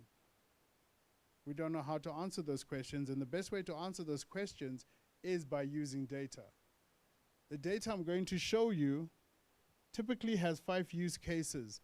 So as I show you, these are some of the things you can do with it. You can use it for workforce planning in terms of where your people are and what they do. You can use it to influence your hiring strategy. You can use it to decide on which location should we open our next office. And you can use it also for competitive insights. So to do it, Tim, I think I need your internet connection. Let me just see. Let me just make sure.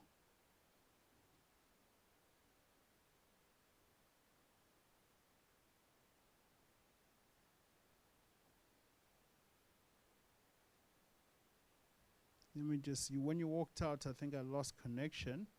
I'm just going to reconnect.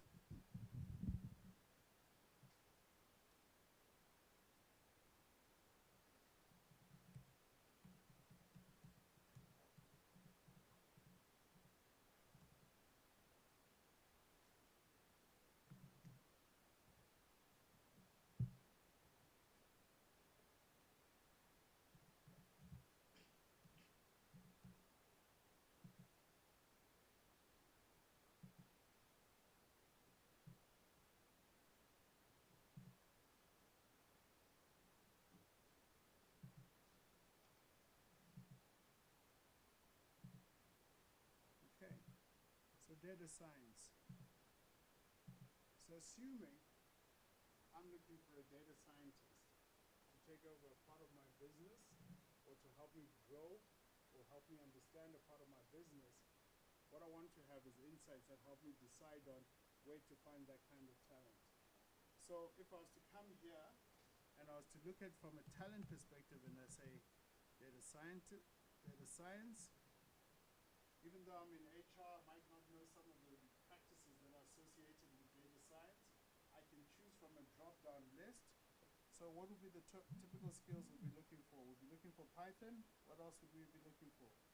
SQL. This is the part where you guys interact. It's not a one-way conversation.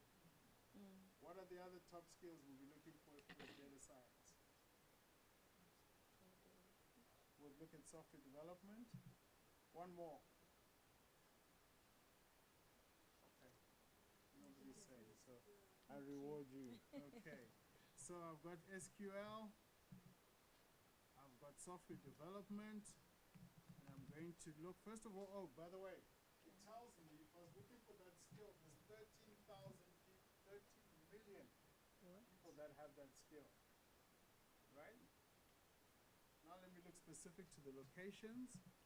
If I add Kenya, we're 26,000. But Kenya doesn't work in isolation. It competes with the rest of the East African market bloc. So I'm just going to pull up some data for a couple of countries here.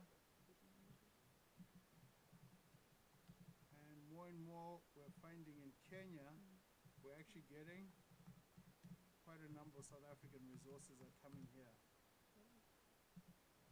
So if I just look at those countries, there's 152,000 people that have that skill. But ultimately, I want to use this data to make business decisions. So when I choose to run the report, and this is why it's important you build out your LinkedIn profiles, because the data then starts telling me certain things. So for example, out of the 152,000 people, I can tell 23,000 of you have just taken on new jobs, so you're probably not in the market. I can tell that there are 8,000 job posts for this type of skill. 8,138. And what it tells me is that the skill is actually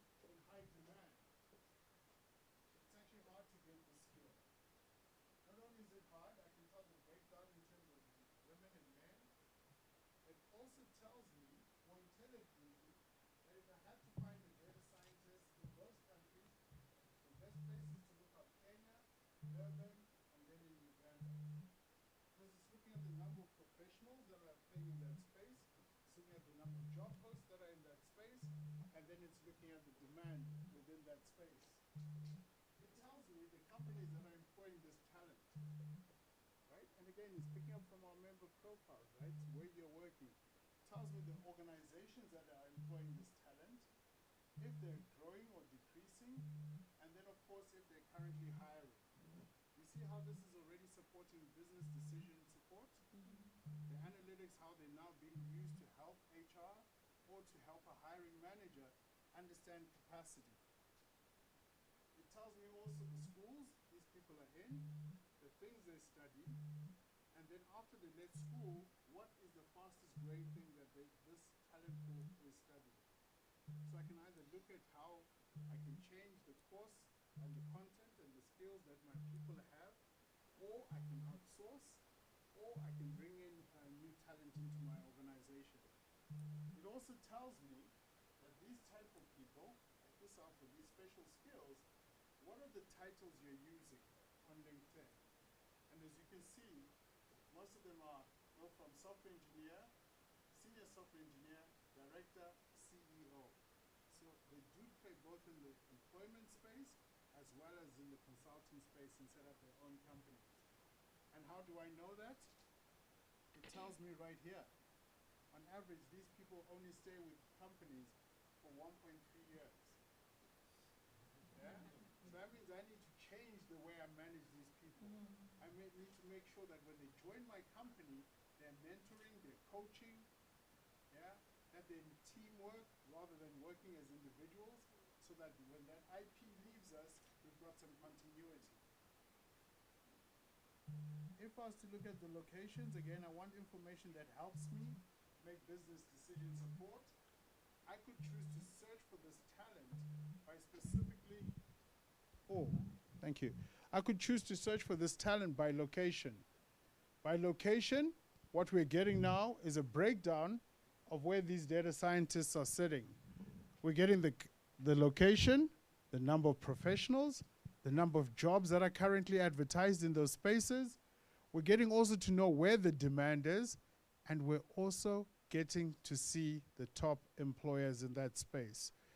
Currently it's saying for Kenya, if we're looking for data scientists, Andela, Safaricom, or Equity Bank. Those are the top 3 employers for data scientists. It's usually at this point where people clap because they're wowed. Tim, where did you get this audience? I'm having to ask for it. Yeah? This is information that you did not know. And guess what? I could actually open up any one of these companies and actually see how their organizations are set up. Is anyone brave enough that I open up their company? I'll open it in a separate tab. Let me do this. And without wanting to embarrass anyone, I'll open up my own company. My parent company is Microsoft.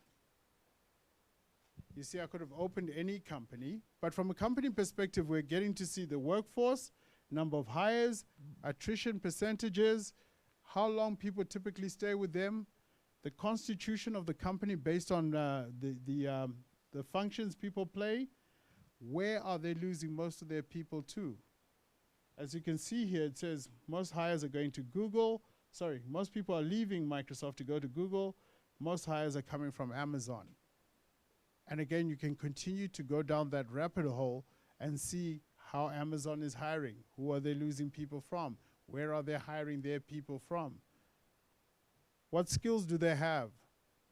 Which universities are they hiring most of their people from? Now that could be also an introspective piece of data where we look at it and we say, if I'm looking at my own company, how many people are coming from certain universities? If we got too many people from one university, as you can see here, most of the people at Microsoft are from University of Washington. If I was the HR leader, I would look and say, which universities am I not getting people from? Those are the people I want to bring in so that we have that diverse field and diverse workforce that is teaching each other, challenging each other in the work environment. Let me just show you something. In terms of competitive insights that I spoke about a little bit earlier on, you have the opportunity, based again on data, it mining the data and being able to see when does talent join an organization, when does talent leave an organization, so you can be strategic about it. What I've shown for most of my clients, most times, they find that the interventions they're doing to provide bonus programs, to provide share options, to provide bonuses, etc., are not actually working, because people wait for the bonus and then you just see a spike in terms of people leaving. So it can change your HR, your talent acquisition, your talent retention plans. And ultimately, of course, if I wanted to see profiles, so with Microsoft, I would have been able to see profiles. If I was looking at my data scientists as I was searching earlier on, I could go across to see profiles, and it'll start showing me some of the sample profiles of some of the data scientists that I could possibly approach and look at bringing on board into my company.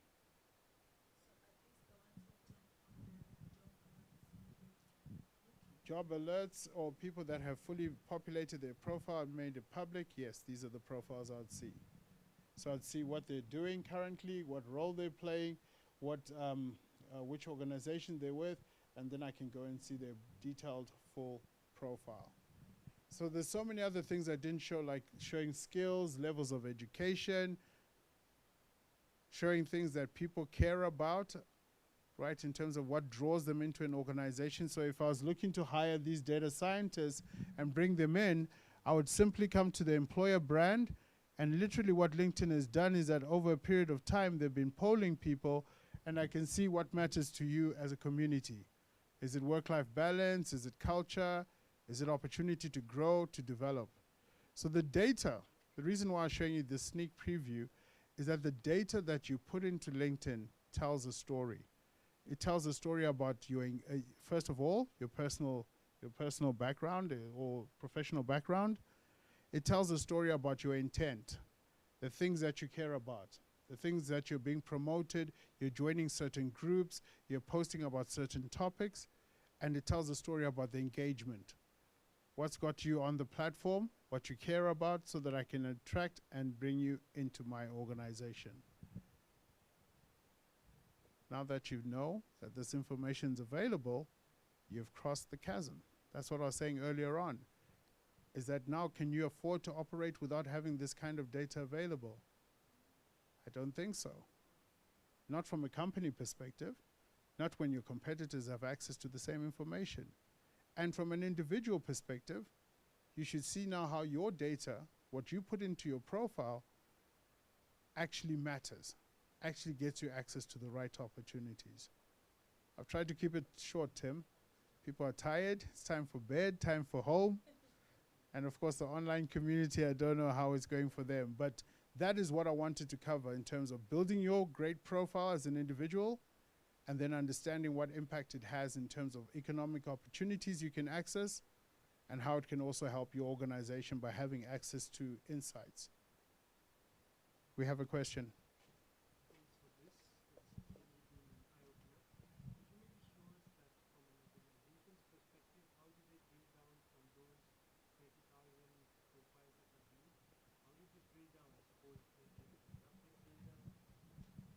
Oh, so he was asking, how do organizations drill down? Typically, organizations would use, of course, our recruiter license. They would be able to drill down on a number of filters. So if I was a recruiter, I'm just logging on to the recruiter client access. I would then put in, I can search by title. I can also search by person. Did you know that?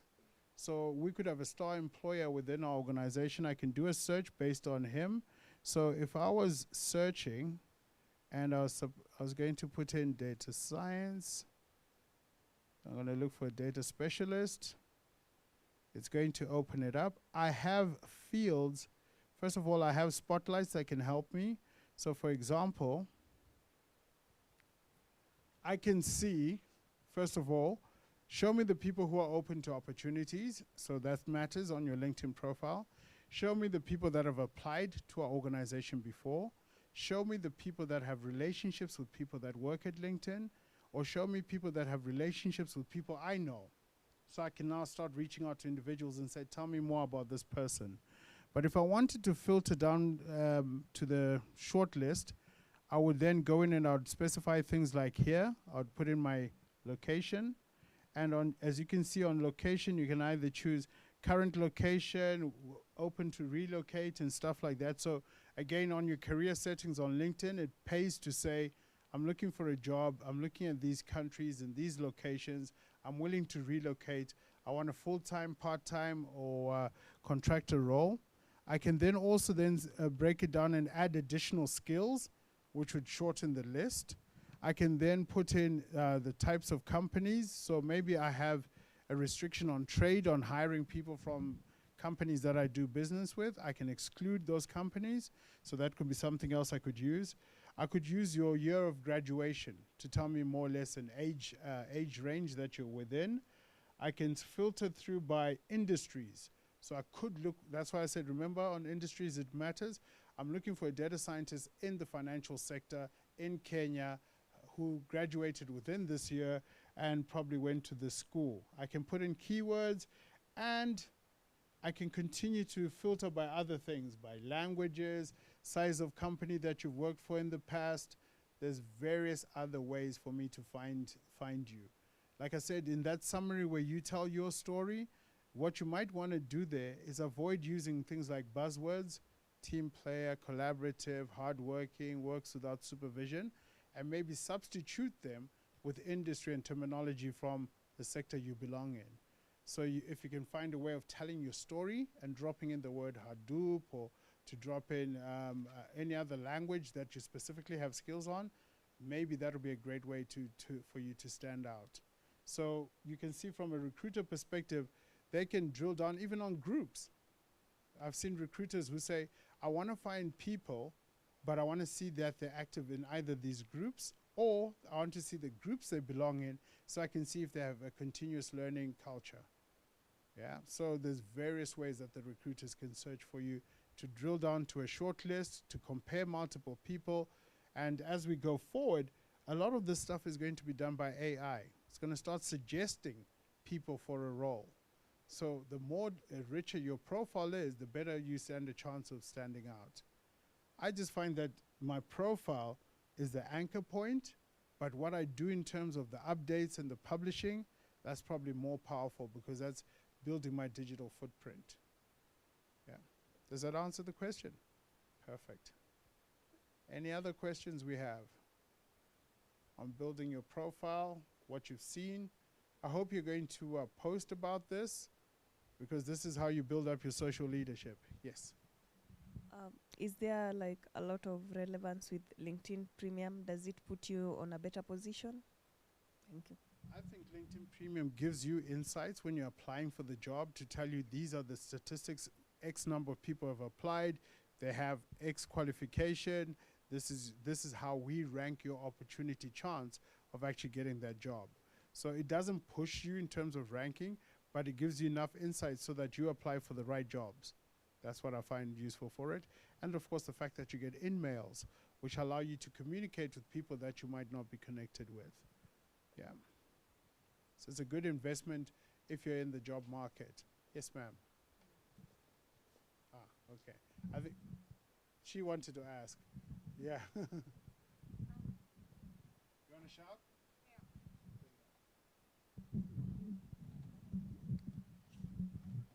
I wanted to ask, how do you market yourself? Say you're working, and then say you do like a side hustle. So you want to get clients still for your side hustle, but you're still working, so you still want to be marketable on the work. So where whoever is hiring you, because some people won't hire, saying probably you'll spend more time on your hustle. So how do you marry the two? I just find that, so if the organization allows you to do the side hustle, then you would share on both.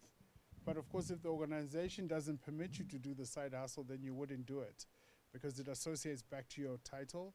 It's just depends on the company. If the company allows for it, then you would use LinkedIn to show those things. But if they don't, then I guess you wouldn't be able to. Yeah. There's no in between. But remember, every little piece of information on LinkedIn, you choose who gets to see it and who doesn't get to see it. So like I said, how do you tell, for example, how do I make my profile open without my boss knowing I'm looking for a job? What LinkedIn does from that perspective is that on your career settings, you'd specify you're open, what type of jobs you're looking for, et cetera, et cetera. What we do is that we look at the company you're with, and that the recruiters or people within that organization would not see that career setting open. But if someone logs on using a different profile, yes, they would be able to see that you're open for profiles. I mean, open for new opportunities. So everything on LinkedIn you can hide or show, from your photograph to your volunteer experience, your work experience, you choose what people see. Thank you. So on my profile, LinkedIn shows me that I'm All-Star. So what's next after All-Star? I don't know what comes next, to be honest with you. If you've reached the end and it says you're All-Star, that's it. You've done it. Your profile's up to date. But what you now want to do, like I said, build engagement around it. Just having that great profile is not enough. People need to understand, to hear your voice, to hear what you're passionate about, to hear what inspires you, to see what groups you join and where you can contribute to them. So the profile, you might have done that, put in education, work experience, all of that. That's done, great. But now what you want to do is rise above everybody else in terms of being heard around what you care about or what you're good at. So start sharing. We all learn something new every day. It's not to say post every day. Post what's profound. Post what will engage people into a conversation. Post to ask. Post to learn. Rather than just posting to say, "This, I know it all, here it is." Any other questions? Sorry, that's the best answer I can give you. Any other questions? All right. So Tim, are we going to take a group photograph? Yes, sure. Yeah? Take a group photograph. Super. And as Kevin is arranging, yeah. We've got two more things on the agenda. I think we'll be inviting Martin to give a vote of thanks, but I'm sure you've benefited a lot. There's a word that my wife taught me today morning. It's ROI. How many of you know the definition of ROI? You're wrong. What did you say? What's the return on return of? Yeah, ROI, return of information. In class, we've been talking about D to Ds. Yeah. Yeah. Dennis, what's the D to D? The last one. Data to. Yes, data to dividend. Which is the same word as ROI, return of information. Yeah. So you've benefited, and what's the manifestation of that dividend? So maybe just to sum up, and as we do it in our coaching world, I can summarize it for you. So first, in your personal life, you keep using these platforms like Uber, Airbnb, but you never question yourself about how, yeah, and the why. Yeah, so he's been able to open up the back end of LinkedIn, and you're seeing how those, they're called ranking algorithms, yeah, work, and how they're able to build your profile and send a recommendation engine. So we get wowed by, and we call it luck, that so-and-so just gets jobs, He's given a testimony of how LinkedIn was able to identify him based on what post he's been building. So we are moving to a world where artificial intelligence, and that's what artificial intelligence is all about. Yeah, but the small little digital breadcrumbs that we leave behind are what aggregated. Yeah. Now second, on the technical perspective, so you yourselves are building your technical knowledge around data science. So when we start building recommendation engines, we'll be learning about ranking algorithms. And this is one of the case studies. Yeah, so we even have a data set on the recommendation engine on Netflix, how it uses based on what you watch. So what is built here, or what is showing you here, is an algorithm which has been developed by data scientists. So you become actually candidates to be employed by LinkedIn itself. Yeah? But then lastly, about business domains. So you'll be able to leverage the same opportunities. So there's something we call being street smart. So you can be able to cut some tricks, yeah? So I don't expect you to go and hire a social media strategist to come and build your LinkedIn profile. You should be your own first client, Yeah. So use the tricks he's given you here.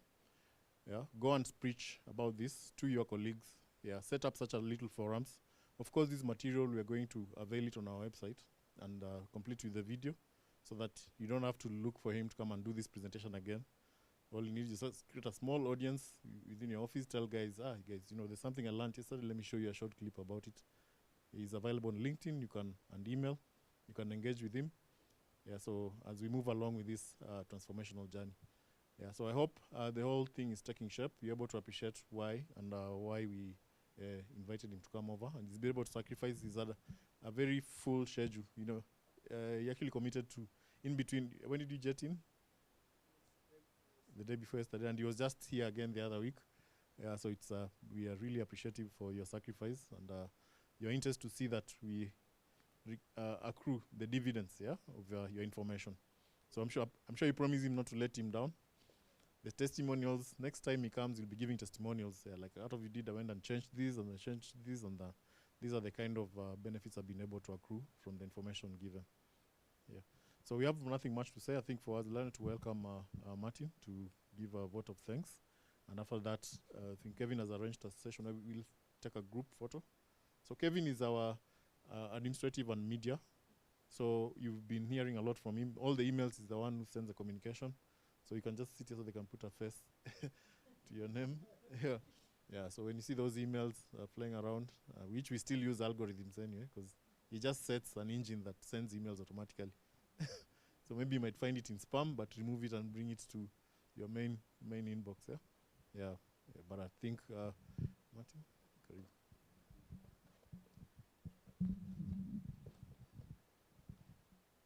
Good evening once again. So maybe before I give the vote of thanks, we need to clap for Stewart, please. So I have been quite stressed while Stewart was giving his presentation, because one thing is for sure, and I have a few witnesses here, and I can confess to you, I've made lots of money helping people improve their profiles on LinkedIn. I get people to pay me to do that for them. And so when I saw this advert for this training coming up, I said I had to attend it because I'm a firm believer in learning every day. And I knew I had to be here to learn something new, and for sure, whatever you've taught us today has been very profound. Data is a big thing. Data is going to determine many things for the future, business decisions, and among other things, it's going to change the world. If we don't embrace data, or if we don't make sense of data right now, actually we are doomed in terms of if we are thinking of wanting to grow our businesses, or if we want to stand out from the crowd, so to speak. So with that, I want to really thank Timothy and the rest of the team. Stewart, thank you for your time. Maybe I'll talk to you on the side so that you can share a bit of your air miles, since you travel a lot.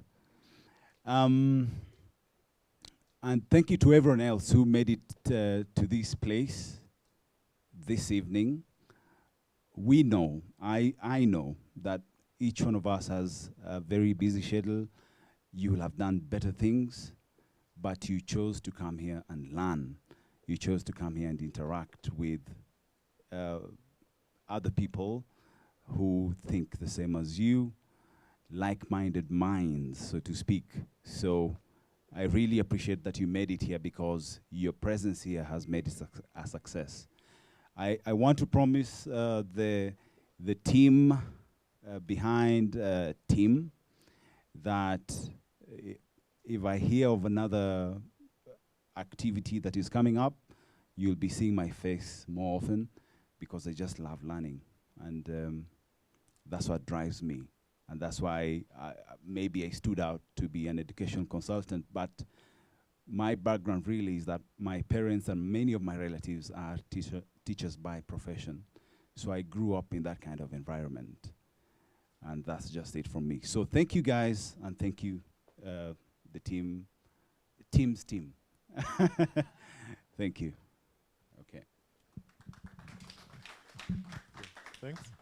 So we'll just have a session where we take a group photo, and after that, you have an opportunity to take a photo with Stuart so that you can be ranked higher on LinkedIn. We have a board here, which Kevin will show us how to use it as we take the photos. Yeah, so we can start with the group. Yeah, so Kevin.